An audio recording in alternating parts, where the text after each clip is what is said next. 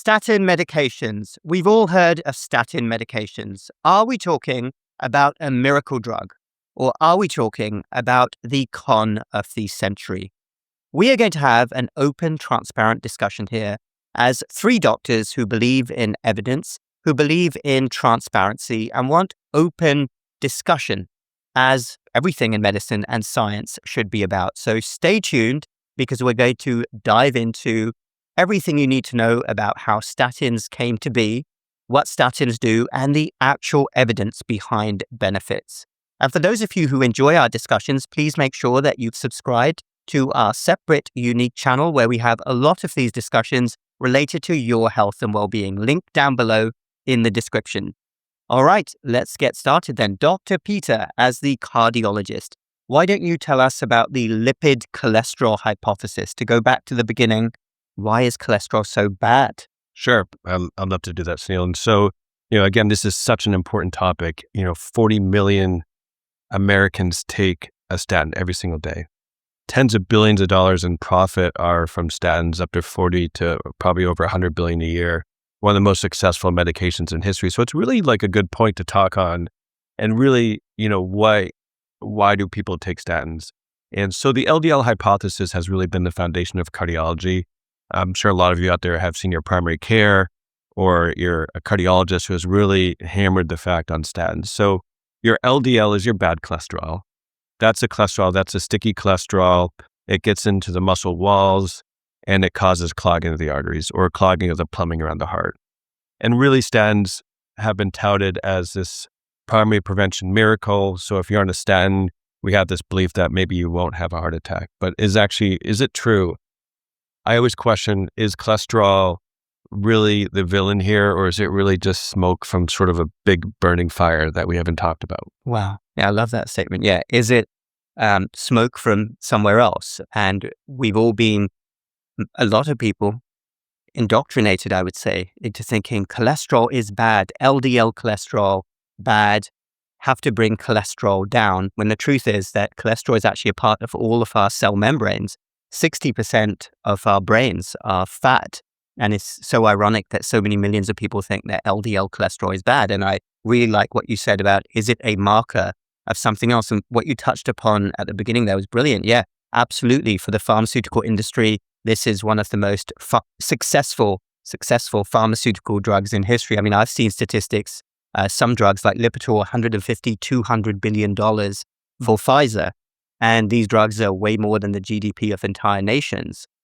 So the question is aggressively lowering a number going to bring about huge benefits? What does the data say? But why don't you tell us, Ben, about the more expansion on how so many people began thinking that cholesterol is the bad guy?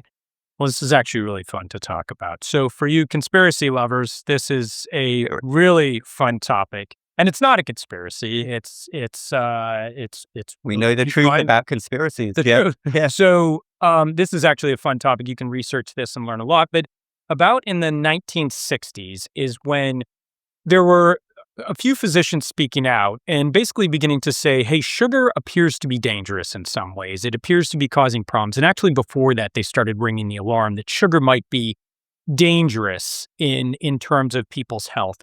The sugar industry, which was extraordinarily powerful, began to fund studies with their vast funds to minimize the effects of sugar and begin to place the blame on fats and cholesterol on causing heart disease. So there were a lot of studies that were being aggressively funded, and slowly but surely you began to see the change in what became the focus of the treatment. Pharmaceutical companies jumped right on board and began to follow suit and begin to create drugs that could treat this underlying issue. So again, for those of you that like this topic, please, there's an enormous amount of reading you can do on this that's very exciting. It can take you down some dark rabbit holes, so be careful. Yeah, well, it's a big eye-opener, and it gets to the point about how many conflicts of interest have sort of swept the medical and scientific movement over the years, because this is well known. This happened in the 1960s. I believe it was the Sugar Research Foundation, enormously powerful organization, basically funded researchers at Harvard University, would have to be Harvard, our top university in the United States. Researchers basically paid to promote studies saying that sugar was okay, but fats were bad. And it was from that everything kind of escalated, and then statins came out. I think the history, I forget its name, but the first statin medication to target aggressively lowering LDL cholesterol, I think it was a disaster. I think it caused like major eye issues, and they pulled it off the market. And then statins started to come in 1970s, 80s, 90s, really expanded to the point now where they are given out, I would say, like candy. And we'll come more to the science in just a moment. But Peter, as a cardiologist, do you want to speak about when cardiologists or even other doctors are now prescribing statins and the difference between primary prevention and secondary prevention? Because this is a key point. Sure, that's such an important topic. So primary prevention is when you're trying to prevent something from happening. So you're trying to prevent a heart attack, a stroke, or some other major cardiovascular event. Secondary prevention is the whole basis of preventing something from happening again. So you've already had a heart attack. Now you've come to see me or another cardiologist, and your goal is to help prevent that again. And so that's where the primary and secondary prevention really comes into play. And really, there's a false sense of security with these statin medications that people assume that if they're on a statin, that nothing bad is going to happen. They have a sense of protection, right? And so statins are forever drugs. How many people are put on a statin and ever stopped and taken off of it? How many people actually are given the time to get their cholesterol down to a suitable level, or they just put on a statin? And really, we know as doctors, we've been hammered into thinking that this is the first line.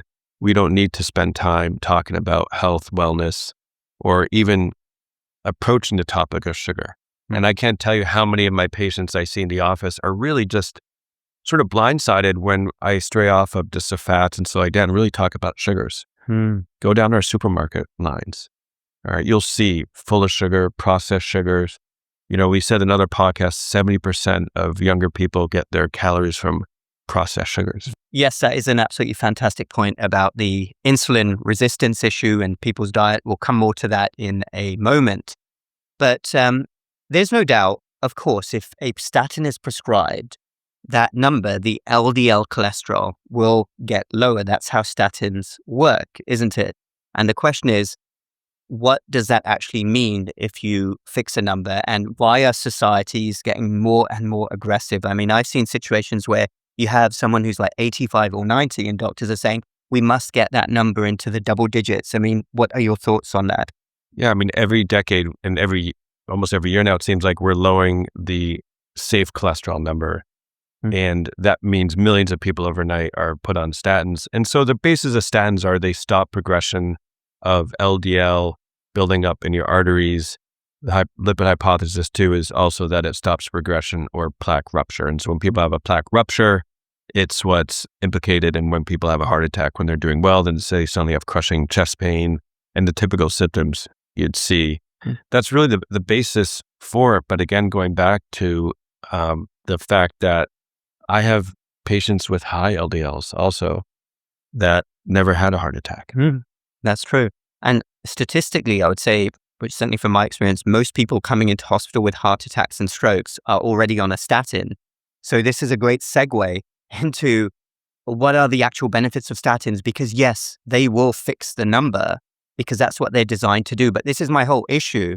And I might be more extreme than you two gentlemen on this issue. What a surprise. But I think this is the fault of modern medicine and doctors who are so obsessed and fixated on fixing a number, but they don't ask the next question.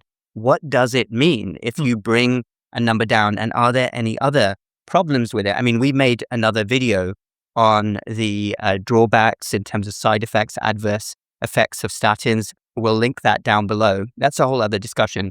But I want to talk now about an absolutely crucial concept, which is number needed to treat. And this gets to the core of why I personally think a lot of modern medicines are a scam. I'll put it that way, because when you actually dive into the data, and this is all there, this is not us making it up, how many people need to be treated to produce a result? And generally from what I've seen, and we'll expand on this, I've seen that for primary prevention, the numbers are quite abysmal. Now, you can talk about different events like preventing a non-fatal heart attack, a heart attack which is fatal, or a stroke. There's many other conditions, but generally I've seen a number needed to treat of 100 to 250 plus for primary prevention, people who haven't had anything happen to them. And generally secondary prevention is in the 50 to 100 range. So understand that generally the data shows that people who've already had something happen to them, the benefits of statins might be better. But I want to think about this, and I know you've got a lot to say about this as well. If I came to you and I said, I'm going to perform a service on you, but I'm going to do it on 200 people, and one of you is going to have a benefit. One of you is going to have something not happen to you, but I have to do it to 200 people. Would you think the odds were that good? And even with secondary prevention, 50 to 100, this is why Big Pharma can run rings around the general public, sadly, and no offense to anybody's intelligence, but they play around with numbers. But when you dive in, those are terrible odds. Really, they are. It's true. It's almost playing a fear factor, right? I want to be that one person out of 200 that maybe said no to a statin. Then you had that heart attack and it'll be like, well, you should have been on that. And so it really plays into that role of just being afraid. I mean, heart disease is a scary disease. Yeah. And there might be some people out there, and this is why this is always a personal discussion. I mean, we're not advocating that anybody out there stops a medicine. Always speak with your doctor. But there might be some people out there who say, look, I'm scared. I want to do anything possible, even if it's a tiny, minuscule benefit with side effects. I think when we talk about the scam of it, I think we're more talking about primary prevention, right? So secondary prevention, the numbers aren't particularly good. And that, again, just to reiterate, secondary prevention is you've had the event. You had the stroke, you had the heart attack, and we're trying to protect you now from another event or a progression. Numbers are a little bit better. They're still not great, but they're a little bit better. But primary prevention, trying to protect you from having that event altogether, those are pretty bad numbers. I mean, 1 in 200, I actually agree with you. I think that's, to say that this is a blockbuster drug and to prescribe it at these levels with those kind of odds are extremely questionable. I agree, Ben. Secondary prevention, I do see a role as a cardiologist. I'll be honest with you, if you had a major heart attack, I know that I would take a statin after that. All right. If I just had that small risk, it's a scary event. It's a life-changing event. People after having a heart attack or a major cardiac event have definitely trauma, increased anxiety, depression after that. So I understand that you'd be scared not to take something. So primary prevention, again, it's just a little bit of a myth in the fact that we don't know if it's really going to prevent you from having a heart attack. So Sunil, you brought up a good point, is that people come into the hospital with heart attacks all the time. So the question is, did the statin not prevent a heart attack? Did it fail them? Or would they have had a more major heart attack if they weren't on the statin? So I think those are things we just need to question ourselves on. Yeah. And sometimes we don't know. I've had patients that have very high LDLs and are like really in shape, but then have a heart attack. High fat diet. Yeah. And it's really like, we can't take it, you can't exclude family genetics. Yeah. Okay. And just lots of other different environmental factors out there that we just sort of ignore. And the primary prevention, Ben, that you talked about, yes, the numbers aren't great. And I think that a lot of times, and I see this all the time, is someone has just been put on the statin because maybe they have a family history, but their cholesterol is not bad.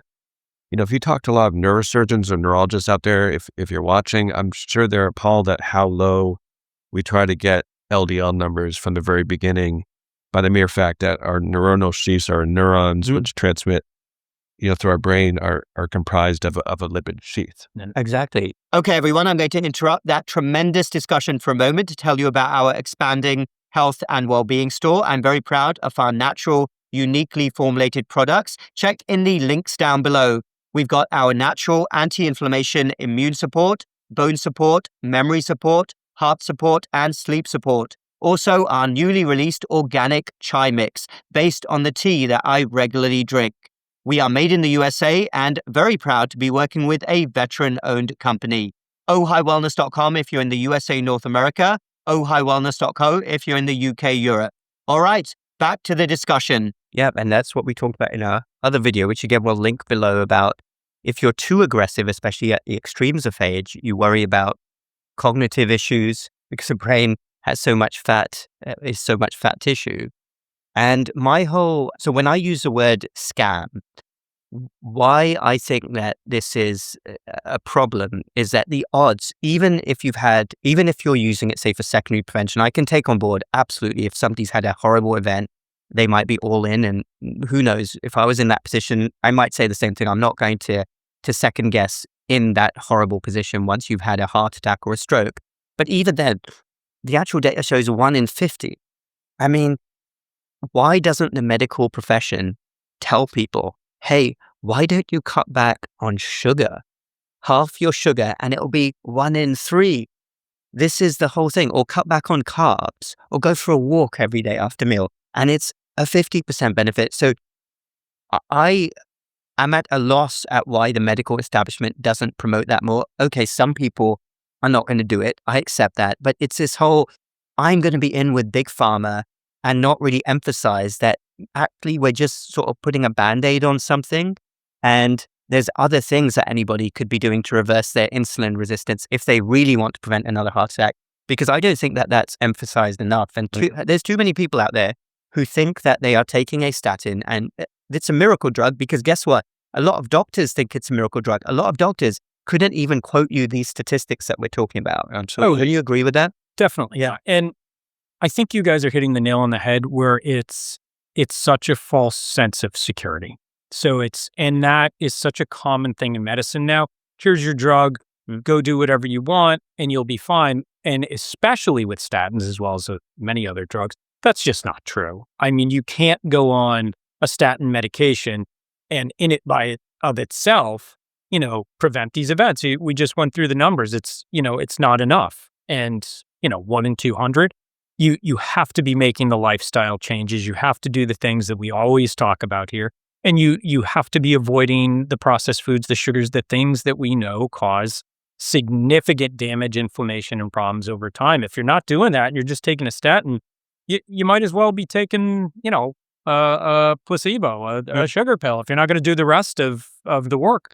It's so true. Are we really benefiting the patients here or more benefiting shareholders?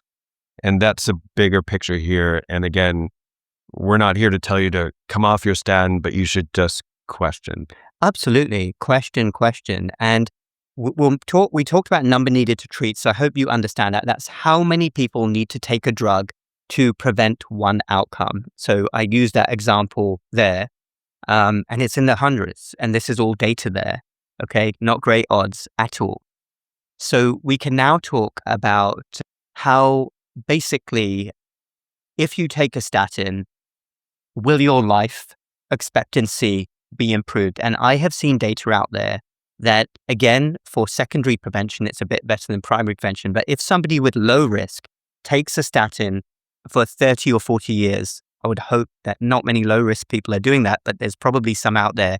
Your life expectancy at best might be 2 or 3 weeks more. And even with secondary prevention, I have seen that that's frequently maybe in the 90 to 120 days. So think about that. If you're one of the lucky ones, that's what your life expectancy will improve by. Maybe 3 or 4 months at best from taking a drug for 30 years. Crazy. That might mean a lot, but that's actually in the data. I've seen that data. And you can feel free to go online and look at this as well. And that's a big question. I mean, are the drugs we're prescribing really helping people?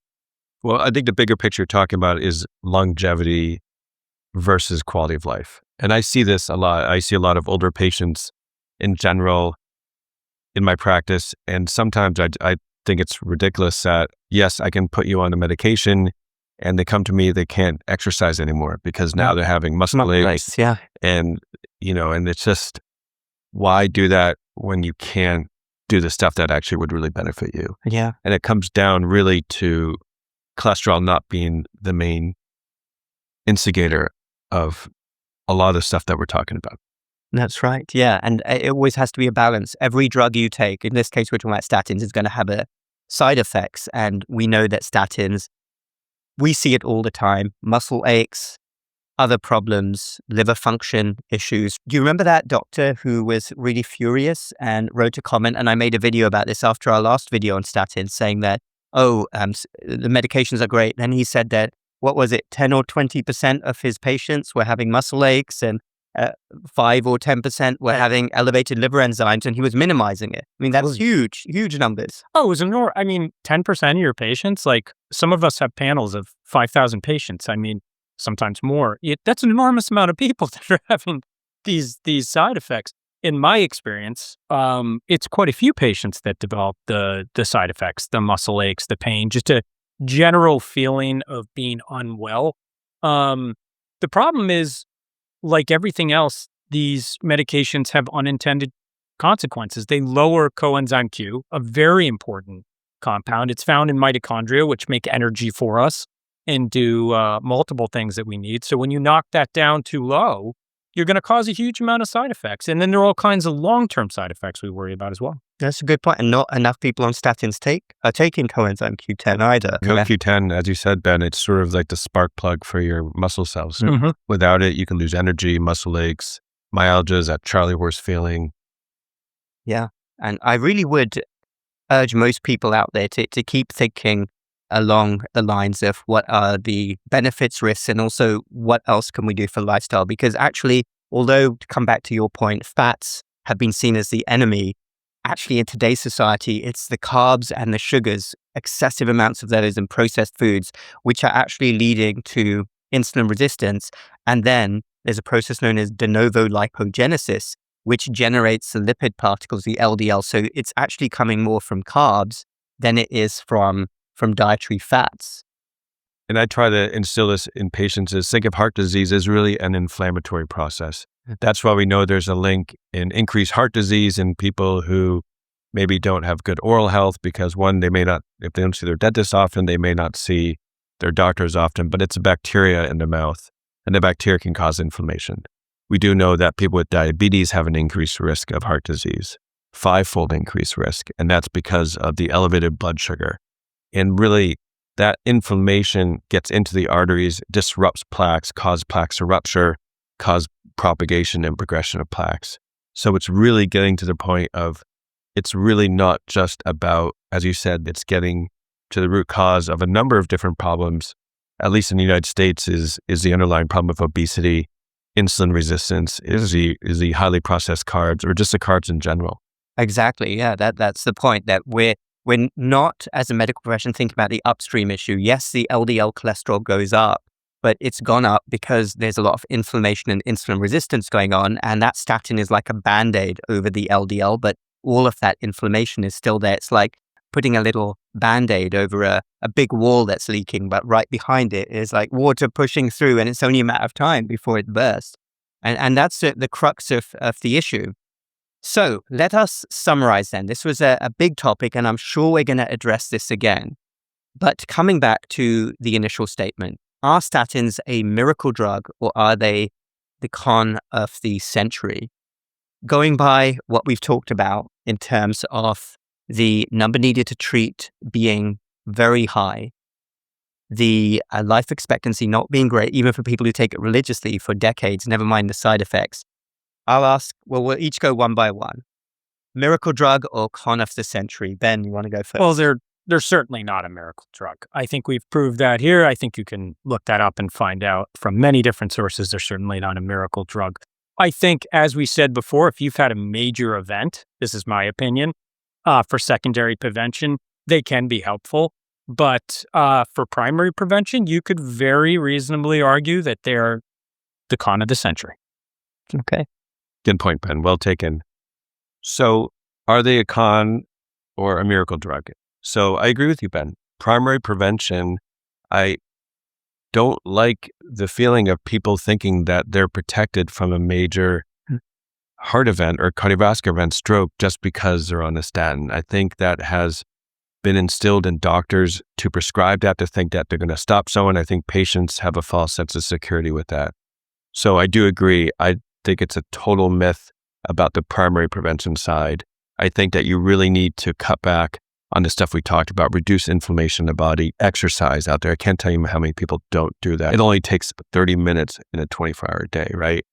Secondary prevention, I would take it. I think that the benefit is there in the sense that you've had a major cardiovascular event, you've had a near-death experience. Do you want to take that risk? Do you want to be the one person out of 50 that has, a benefit from it or has a major cardiovascular event? And so, again, I'm not talking about throwing away your statin. What I'm really trying, and I think what we're all trying to do here, is to instill that you should question everything. Yeah, very well said. Very well said. Well, my opinion, I'm going to be a bit more extreme here. What a surprise. I will lean much more towards it being the con of the century. Let me explain why. The numbers in terms of benefits and the way that the medical profession talks about these drugs and dishes them out like candy and propagates a notion that these are miracle drugs, while hundreds of billions of dollars has been generated. Meanwhile, people are getting sicker across the Western world. Remember, in many parts of the world, statins are not widely prescribed, and those countries are actually healthier than countries like the USA and UK. The fact that these medications are out there, so many people still think that they are the cure-all, they'll fix a number, and doctors are propagating this notion while Big Pharma is making money, and they're not focusing on the insulin resistance and inflammation and not pushing that, because people do listen to doctors if doctors say things enough time. I am much more towards this being the con of the century. So those are our viewpoints. And of course, everyone will have different viewpoints. Again, always speak to your own doctor before starting. Well, certainly before starting any medication, you'll talk to your doctor, but never change or stop any medication yourself. But always, as we've always said, ask questions. This is too important. This is your health. This is your family's health. And you need to be informed. And you need to understand that, sadly, going back to the 1960s and what happened with Harvard, there are a lot of conflicts of interests out there. It's very sad indeed, but the best you can do is stay informed, be asking all the right questions, get second opinions, and always remember that there are natural things that you can do for basically every condition out there. On that note, thank you everyone for watching. Once more, if you enjoy our discussions, check our unique channel in the links down below where we post a lot of exclusive content. Also check out our natural health and wellbeing store, ohiwellness.com if you're in the USA, North America, ohiwellness.co if you're in the UK, Europe. Take care, everyone. Stay well, and we will speak again in the next episode.